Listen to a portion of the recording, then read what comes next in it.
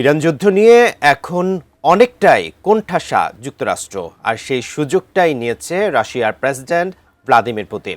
মার্কিন president Donald ট্রাম্পকে দিয়েছে অভিনব এক বিনিময় চুক্তির প্রস্তাব, যা বাস্তবায়ন হলে মধ্যপ্রাচ্যে আধিপত্য কমবে মার্কিনীদের, আর রক্ষা হবে মস্কো এবং তেহরানের স্বার্থ। কি সেই প্রস্তাব? বিস্তারিত জানাচ্ছেন রিসাম সাহাব।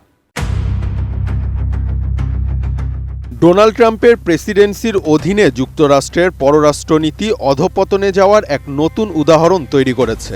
ইসরায়েলের কূটকৌশল বুদ্ধিতে ট্রাম্পের একের পর এক ভুল কোণঠাসা করে দিয়েছে ওয়াশিংটনকে। এবার সেই সুযোগটাই নিয়েছে মস্কো। নিজেদের স্বার্থ রক্ষা ও ইরান ইস্যুতে যুক্তরাষ্ট্রের সামনে রেখেছে অভিনব এক প্রস্তাব। মস্কো যুক্তরাষ্ট্রকে একটি বিনিময় প্রস্তাব দিয়েছে, যার অধীনে ক্রেমলিন ইরানের সঙ্গে গোয়েন্দা তথ্য শেয়ার করা বন্ধ করবে, যেমন মধ্যপ্রাচ্যে থাকা মার্কিন সামরিক স্থাপনার সুনির্দিষ্ট অবস্থান আর ইরানকে দেবে না। বিনিময়ে ওয়াশিংটনকেও ইউক্রেনকে রাশিয়া সম্পর্কিত গোয়েন্দা তথ্য দেওয়া বন্ধ করতে হবে। তবুও এমন প্রস্তাব ইউরোপীয় কূটনীতিকদের মধ্যে উদ্বেগ তৈরি করেছে। তাদের আশঙ্কা, আটলান্টিকের দুই পারের দেশগুলোর পারস্পরিক সম্পর্কের এই গুরুত্বপূর্ণ সময়ে মস্কো ইউরোপ ও যুক্তরাষ্ট্রের মধ্যে বিভেদ তৈরির চেষ্টা করছে। এর আগে মার্কিন প্রেসিডেন্ট ডোনাল্ড ট্রাম্প হরমুজ প্রণালীতে যুদ্ধজাহাজ পাঠাতে মিত্রদের অনীহায় ক্ষোভ প্রকাশ করেছিলেন। এছাড়াও তিনি ন্যাটো মিত্রদের কাপুরুষ বলে আখ্যা দেন এবং বলেন যুক্তরাষ্ট্র এটা মনে রাখবে।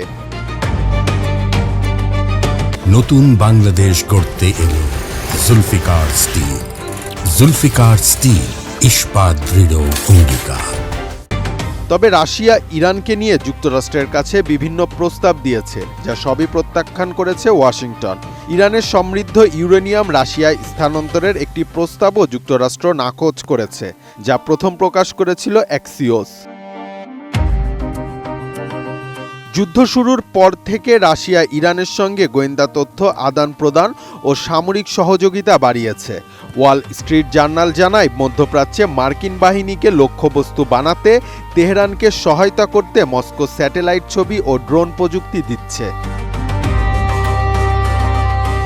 যুক্তরাষ্ট্র ইউক্রেনের সঙ্গে গোয়েন্দা তথ্য ভাগাভাগি অনেক দিন ধরেই চালিয়ে যাচ্ছিল। তবে গত বছর ট্রাম্প ও ইউক্রেনের প্রেসিডেন্টের মধ্যে ওভাল অফিসে এক ব্যর্থ বৈঠকের পর ওয়াশিংটন সাময়িকভাবে এই তথ্য বিনিময় বন্ধ করেছিল।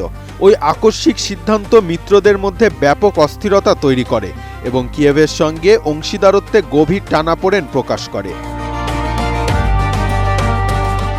ইরানে এই অপরিকল্পিত অভিযানের কারণে যুক্তরাষ্ট্র এখন অনেকটাই বেকায়দায়। তবে একটি বিষয় সম্ভবত নিশ্চিত, ট্রাম্প তার আগ্রাসন বৃদ্ধি করলে এর মূল্য দিতে হবে পুরো বিশ্বকেই। রিসাম সাহাব, এটিএন নিউজ।